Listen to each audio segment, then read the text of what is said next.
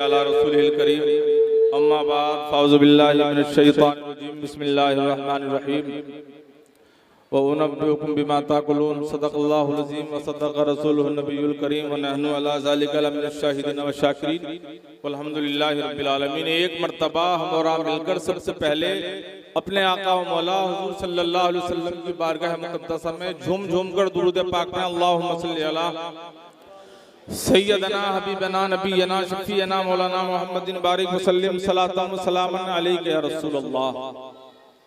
मोहतरम हज़रात, आज का दिन इस्लाम का सबसे बड़ा दिन है। आज का दिन इस्लाम का सबसे बड़ा दिन है। वो कैसे? मुसलमानों, अभी अक्टूबर के बाद नवंबर, नवंबर के बाद आएगा दिसंबर।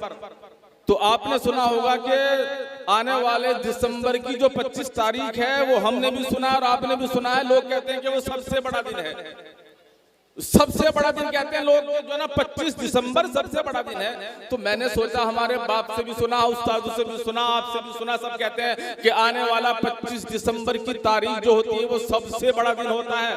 लेकिन मैं कहता हूँ, उलमा कहते हैं कि 25 दिसंबर सबसे छोटा दिन है, इसलिए कि गुरूब आफ्ताब जो है ना 25 दिसंबर को 5:30 बजे होता है और मुसलमानों 25 जून को 7:30 बजे होता है। तो इस लिहाज से तो मैं समझता हूँ कि 25 दिसंबर की तारीख सबसे छोटा दिन होना चाहिए। लेकिन आपने सुना होगा और हमने भी सुना है कि 25 दिसंबर छोटा दिन नहीं है, बल्कि उसको जो है ना सबसे बड़ा दिन कहा जाता है। तो मैंने जब इतिहास का मुताला किया तो मैंने देखा क्या हुआ।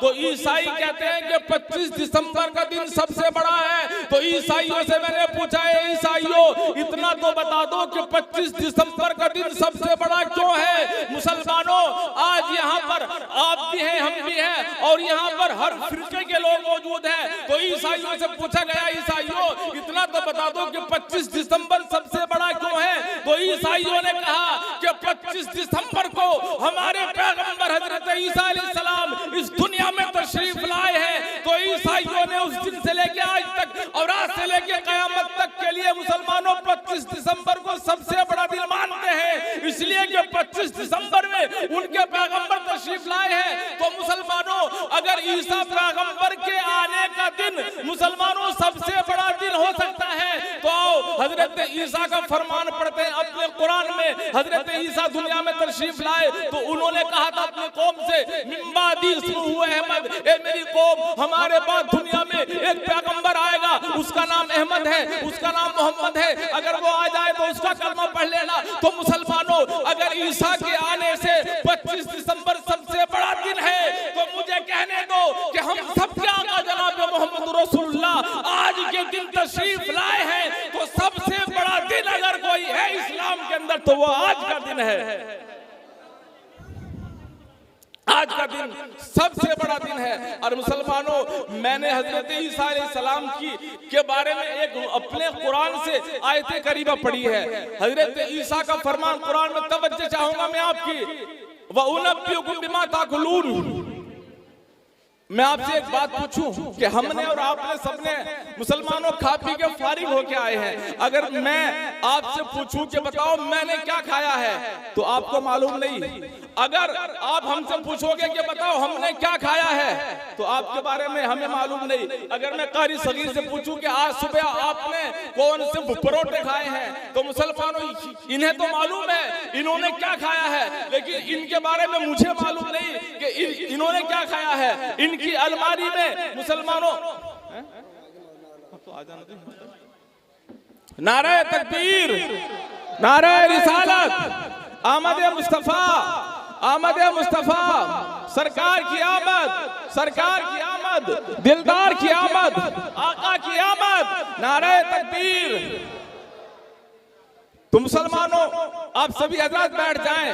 हिंदुस्तान के अजीम खतीब, उनका बयान हमें और आपको सुनना है।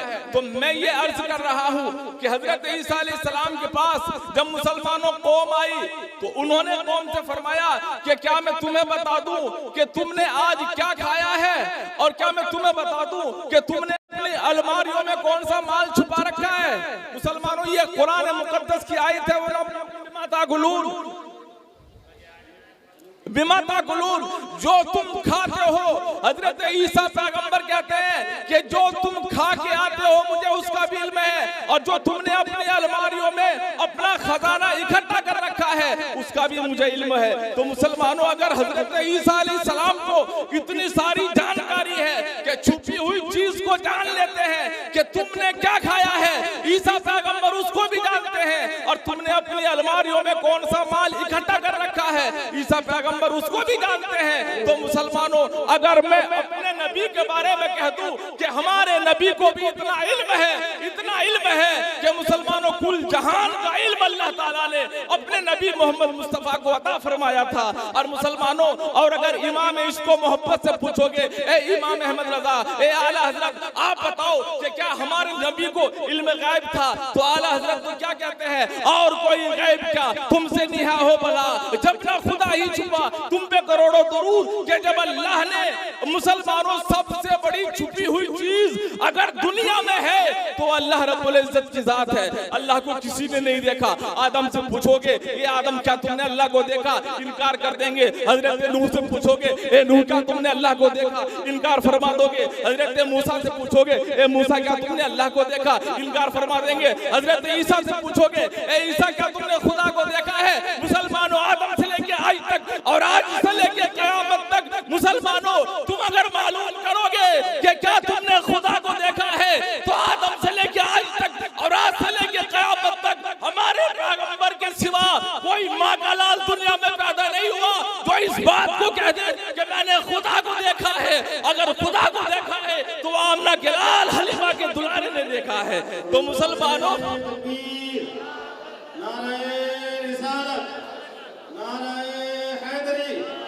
जश्न मिलादुन्नबी, जश्न मिलादुन्नबी, जश्न आमद मुस्तफ़ा, जश्न आमद मुस्तफ़ा, जुलूसे मुहम्मदी, गुलामाने मुस्तफ़ा। और बोलूं या नारे तकबीर, नारे रिसालत।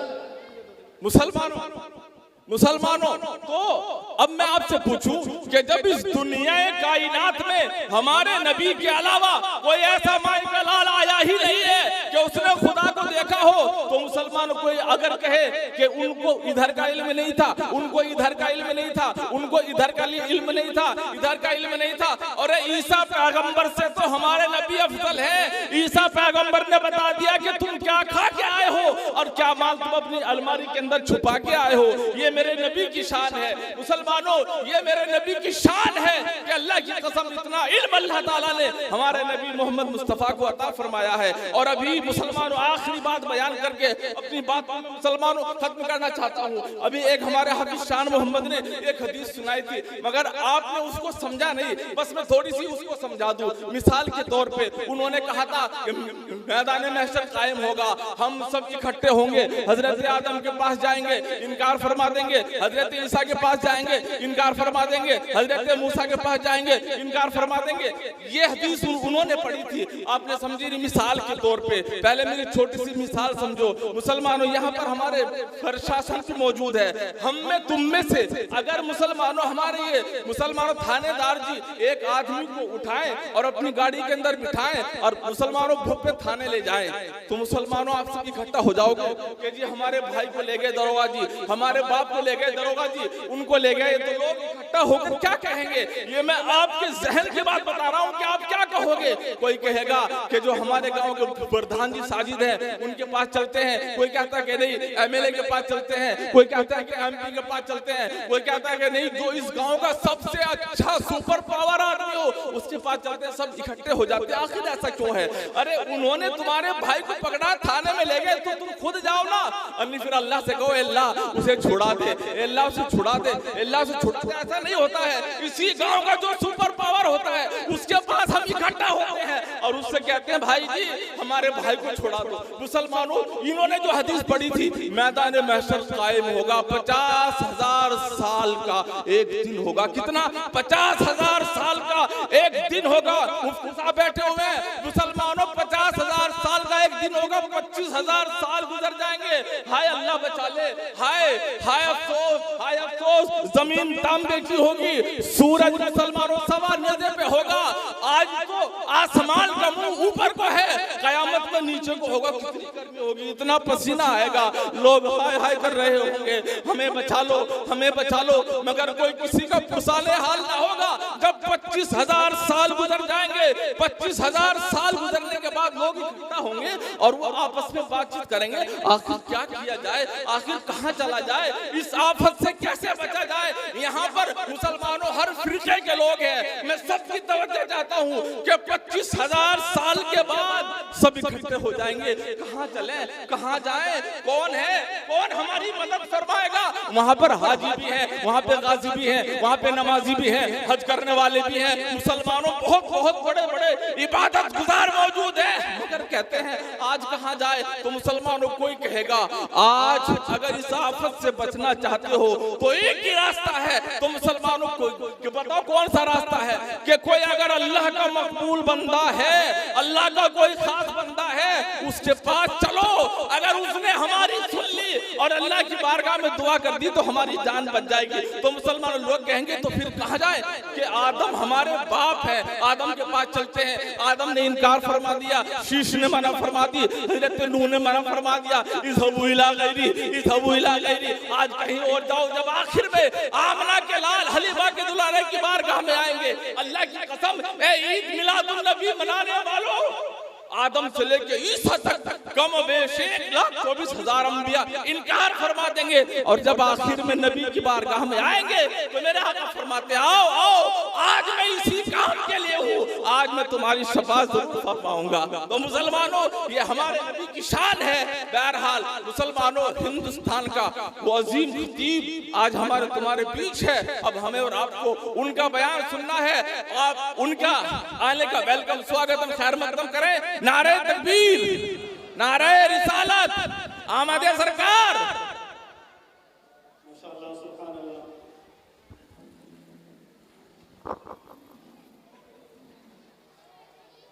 कितनी देर हो?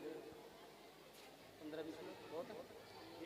नारे तकबीर, नारे तकबीर, नारे रिसालत, नारे रिसालत, नारे हैदरी, नारे हैदरी। जश्न ईद मिलादुन नबी, जश्न ईद मिलादुन नबी, जश्न यौम विलादत रसूल, जश्न यौम विलादत रसूल। सरकार की आमद, सरकार की आमद, सरदार की आमद, आका की आमद, आका की आमद, दादा की आमद, मुख्तार की आमद। नारे तकबीर, नारे रिसालत। अज़ीज़ान गिरामी, अस्सलामु अलैकुम व रहमतुल्लाहि ताला व बरकातुहू। अल्हम्दुलिल्लाह, अल्हम्दुलिल्लाहि कफ़ा व सलामुन अला इबादिहिल्लज़ीना इस्तफ़ा, अम्मा बाद। फ़अऊज़ु बिल्लाहि मिनश शैतानिर रजीम, बिस्मिल्लाहिर रहमानिर रहीम। व ज़क्किरहुम बिअय्यामिल्लाह, सदक़ल्लाहुल अज़ीज़। बारगाह रिसालत में इंतहाई अक़ीदत व मोहब्बत के साथ दुरूद व सलाम का नजराना पेश करें। अल्लाहुम्मा सल्ली अला सय्यदना मौलाना मुहम्मद व अला सय्यदना मौलाना मुहम्मद व बारिक व सल्लिम, सल्लु अलैहि सलातन व सलामन दाइमन अबदन सल्लल्लाहु अलैहि व सल्लम। आज का ये मुक़द्दस और मुबारक दिन इन्हें हटाओ, ऐसा मुबारक, ऐसा बाबरकत, ऐसा मुतबर्रक और ऐसा मुक़द्दस दिन, खुदा की कसम जिस दिन के सदक़े में अल्लाह पाक ने दिनों को बनाया बल्कि पूरी कायनात को वजूद बख्शा है, आज ये मुक़द्दस दिन हमारे सामने।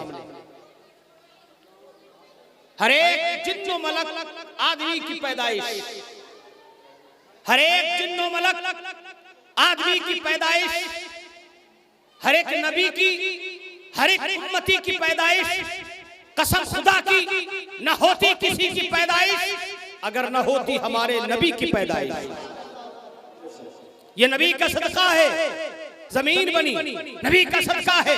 आसमान बना, जो इनकार करने वाले हैं वो भी जानते हैं, मुअतबर किताबों में लिखा है। अल्लाह रब्बुल इज्जत ने इरशाद फरमाया, ऐ हबीब अगर तुम्हें पैदा करना मकसूद ना होता तो मैं जमीन को पैदा ना करता, मैं आसमान को पैदा ना करता, आदम को पैदा ना करता, इंसानियत को पैदा ना करता। खुदा की कसम, हजरत आदम से लेके हजरत ईसा तक जितने अंबियाए किराम दुनिया में आए या जितने इंसान दुनिया में आए, एक मखलूक नहीं बल्कि 18,000 आलम है, 18,000 मखलूकात है।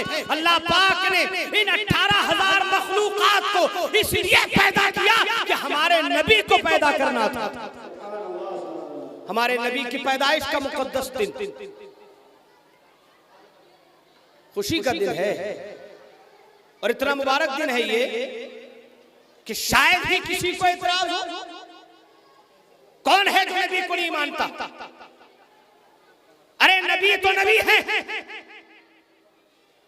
नबी के नवासे हजरत हुसैन का मामला यह है कि हिंदुस्तान के बड़े नेताओं में शुमार किए जाने वाले गांधी जी ने कहा था कि मुझे अंग्रेजों से निपटने के लिए बड़ी फौज की जरूरत नहीं, 1 करोड़ 2 करोड़ नहीं चाहिए, बल्कि मुझे वो 72 मिल जाए जानिसार जो हुसैन में करबला के साथ, करबला में हुसैन के साथ थे, मुझे वो 72 मिल जाए तो मैं अंग्रेजों को यहां से खदेड़ दूंगा। सोचो जरा, गौर करो, कहां मोहम्मद अरबी, कहां उनका नवासा। जब नवासे की ये शान है कि गैर भी नवासे को मानते हैं।